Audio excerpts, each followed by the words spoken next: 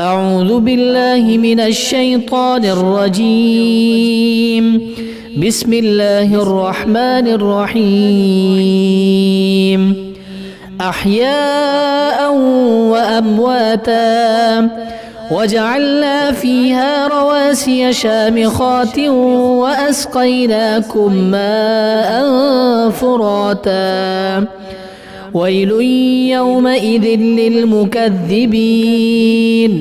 انطلقوا إلى ما كنتم به تكذبون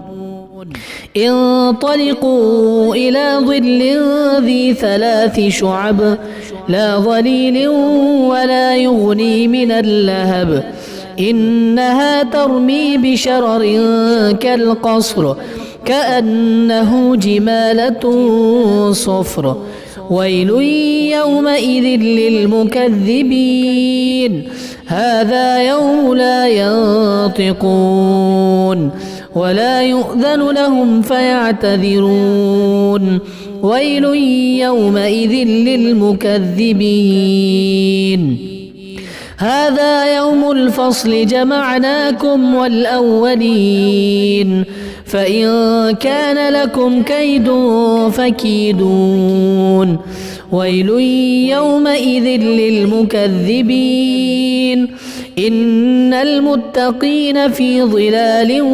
وعيون وفواكه مما يشتهون كلوا واشربوا هنيئا بما كنتم تعملون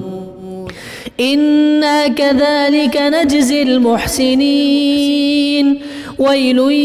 يومئذ للمكذبين كلوا وتمتعوا قليلا إنكم مجرمون ويل يومئذ للمكذبين